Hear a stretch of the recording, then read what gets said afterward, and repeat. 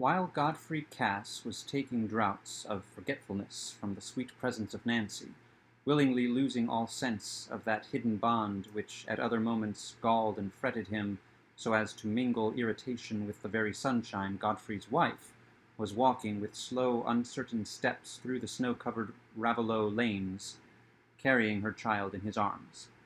This journey on New Year's Eve was a premeditated act of vengeance, which she had kept in her heart ever since Godfrey, in a fit of passion, had told her he would sooner die than acknowledge her as his wife. There would be a great party at the Red House on New Year's Eve, she knew. Her husband would be smiling and smiled upon, hiding her existence in the darkest corner of his heart, but she would mar his pleasure. She would go in her dingy rags, with her faded face once as handsome as the best, with her little child that had its father's hair and eyes, and disclose herself to the squire as his eldest son's wife. It is seldom that the miserable can help regarding their misery as a wrong inflicted by those who are less miserable. Molly knew that the cause of her dingy rags was not her husband's neglect, but the demon opium, to whom she was enslaved, body and soul, except in the lingering mother's tenderness that refused to give him her hungry child. She knew this well, and yet, in the moments of wretched, unbenumbed consciousness, the sense of her want and degradation transformed itself continually into bitterness towards Godfrey. He was well off, and if she had her rights, she would be well off too. The belief that he repented his marriage and suffered from it only aggravated her vindictiveness. Just and self-reproving thoughts do not come to us too thickly, even in the purest air, and with the best lessons of heaven and earth. How should those white-winged, delicate messengers make their way to Molly's poisoned chamber, inhabited by no higher memories than those of a barmaid's paradise of pink ribbons and gentlemen's jokes? She had set out at an early hour, but had lingered on the road, inclined by her indolence to believe that if she waited under a warm shed the snow would cease to fall. She had waited longer than she knew, and now that she found herself belated in the snow-hidden ruggedness of the long lanes, even the animation of a vindictive purpose could not keep her spirit from failing. It was 7 o'clock, and by this time she was not very far from Raveloe, but she was not familiar enough with those monotonous lanes to know how near she was to her journey's end. She needed comfort, and she knew but one comforter, the familiar demon in her bosom. But she hesitated a moment after drawing out the black remnant before she raised it to her lips. In that moment, the mother's love pleaded for painful consciousness rather than oblivion, pleaded to be left in aching weariness rather than to have the encircling arms benumbed so that they could not feel the dear burden. In another moment, Molly had flung something away, but it was not the black remnant. It was an empty phial. And she walked on again under the breaking cloud from which there came now and then the light of a quickly veiled star, for a freezing wind had sprung up since the snowing had ceased, but she walked always more and more drowsily, and clutched more and more automatically the sleeping child at her bosom.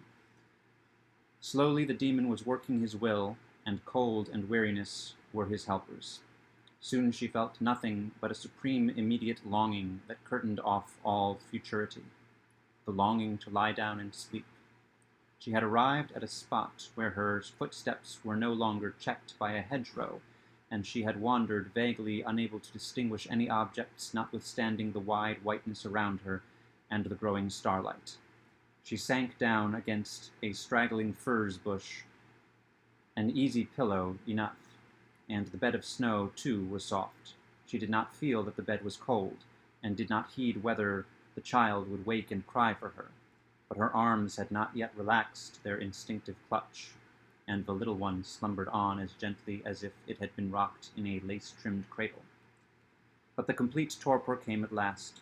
The fingers lost their tension, the arms unbent, then the little head fell away from the bosom, and the blue eyes opened wide on the cold starlight.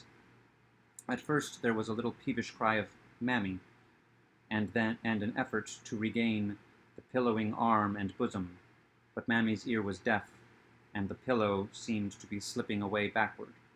Suddenly, as the child rolled downward on its mother's knees, all wet with snow, its eyes were caught by a bright glancing light on the white ground, and with the ready transition of infancy, it was immediately absorbed in watching the bright living thing running towards it, yet never arriving.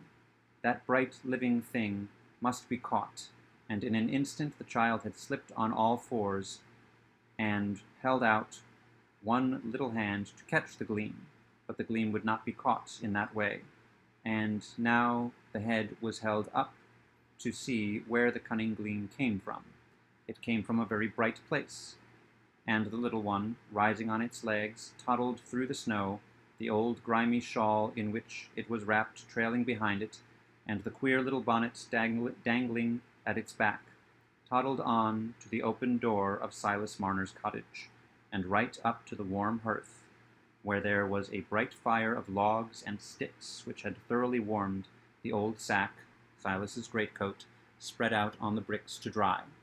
The little one, accustomed to be left to itself for long hours without notice from its mother, squatted down on the sack and spread its tiny hands towards the blaze in perfect contentment, gurgling and making many inarticulate communications to the cheerful fire, like a new-hatched gosling beginning to find itself comfortable. But presently the warmth had a lulling effect, and the little golden head sank down on the old sack, and the blue eyes were veiled by their delicate half-transparent lids.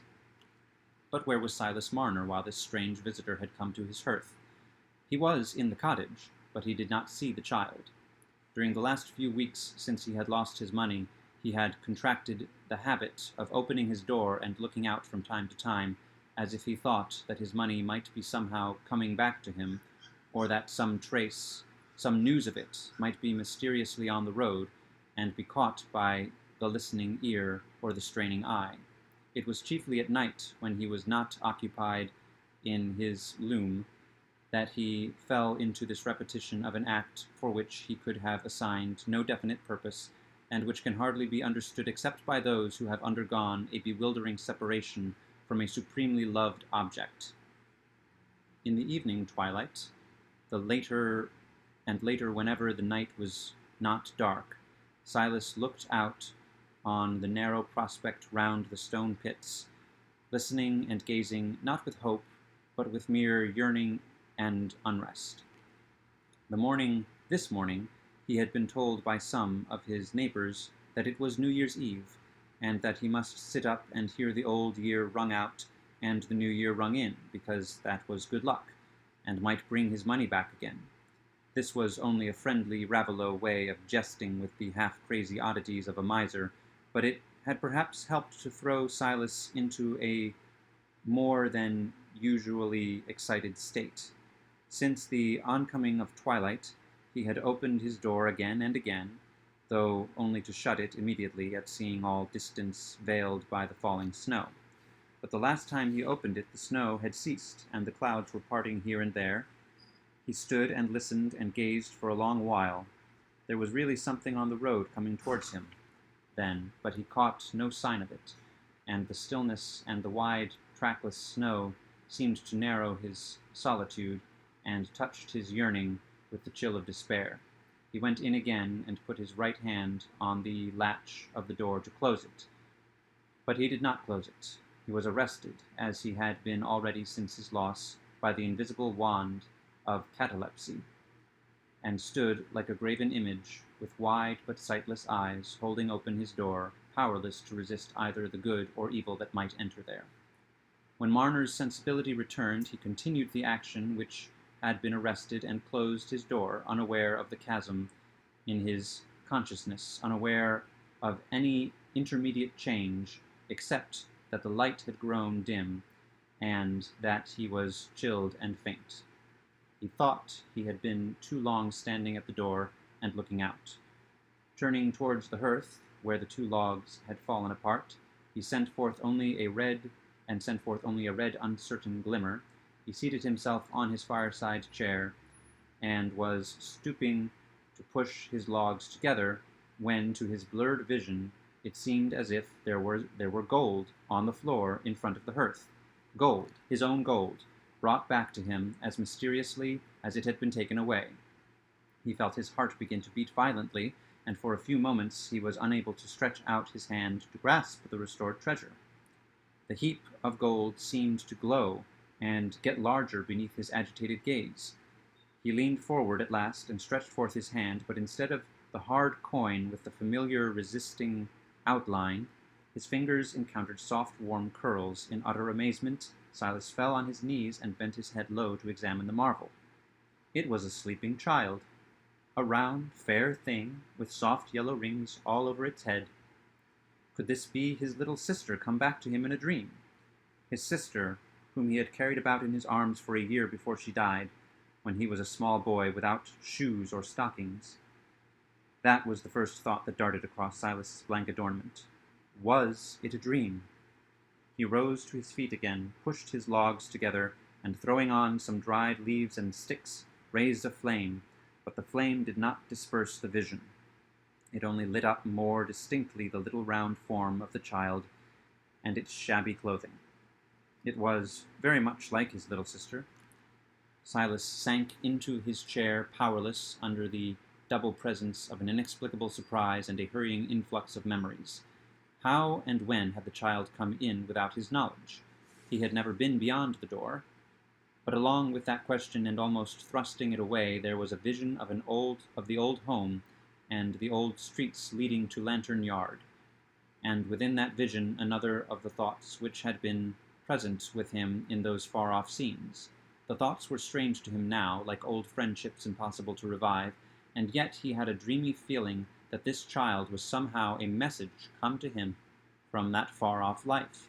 It stirred fibers that had never been moved in Ravelot, old quiverings of tenderness, old impressions of awe at the presentiment of some power presiding over his life, for his imagination had not yet extricated itself from the sense of mystery in the child's sudden presence, and had formed no conjectures of ordinary natural means by which the event could have been brought about. But there was a cry on the hearth. The child had awaked, and Marner stooped to lift it on his knee.